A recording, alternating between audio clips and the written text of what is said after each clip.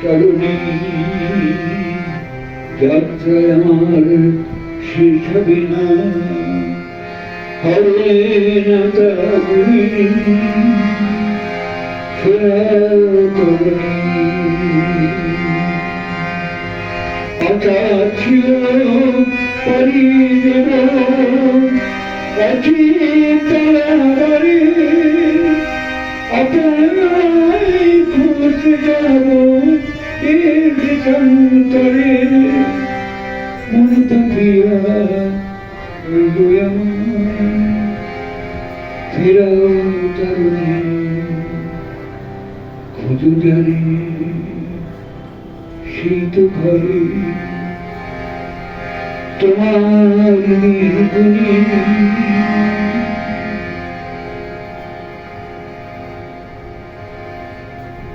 মহারাজ বললেন, আমার বিস্মরণ হয়েছিল,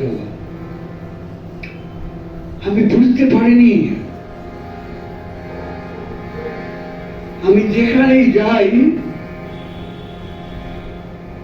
তুমি আমায় ছাড়নি। পৃথিবীর যে প্রান্তে যাই সূর্য যেমন তোমার মাথার উপর আছে, তেমনি আমার প্রতি পদক্ষেপে আমি তোমার বিস্মৃত হয়েছিলাম, তুমি আমার বিস্মরণ। তোমার বিস্মরণ হয়নি, তুমি আমার মনে রেখেছ। তাই তোমার কাছে ছাড়া দিয়ে আমি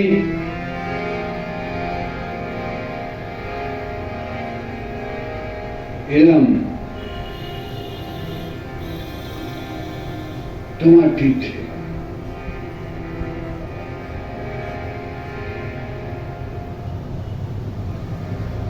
ভালোবাসার কামাল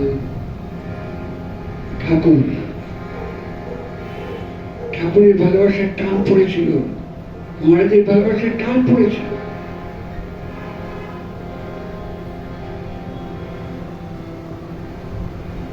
তাই তিনি খুঁজে বেরিয়েছিলেন।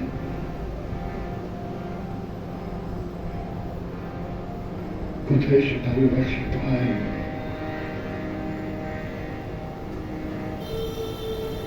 পুরোটা না পেলেও অনেকটা শান্তি পেয়েছিলেন তার সন্তান সন্ততিদের কাছে। দুঃখ পেয়েছিলেন কিন্তু আনন্দ শান্তি পেয়েছিলেন। তাই ঠাকুরের স্মরণ তিথির প্রাক্কালে সব গুলিয়ে যায়।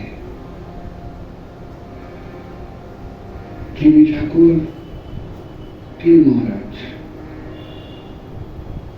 মহারাজ প্রকট থাকলে আমার একটা থাপ্পড় করতেন, আমি জানি, কিন্তু কি করে অস্বীকার করব?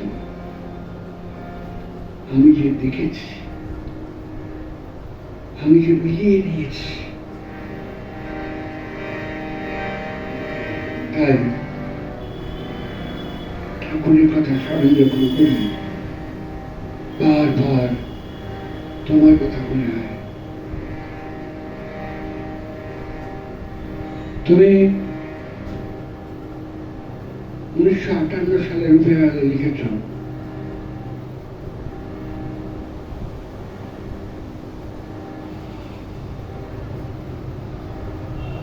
নয় 22 বছর 23 বছর, প্রায় 22-23 বছর বয়স।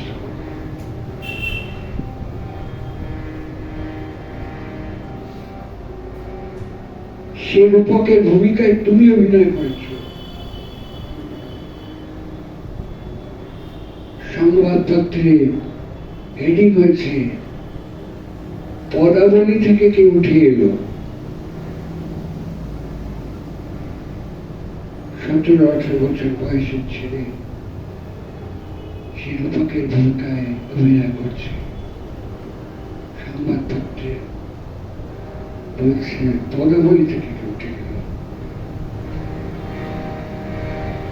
কারণ ওই ঠাকুরের লীলা তিনি জগতের সামনে পৌঁছে দিয়েছিলেন। যে গোপন ছিল, যদুদার কথায় ঠাকুরের ভক্তদের বলেছেন, তোমরা যাকে কবরে পাঠিয়েছিলে তাকে মহারাজ জাগ্রত করেছেন। তাই যে কটা নিঃশ্বাস বাকি আছে প্রভু,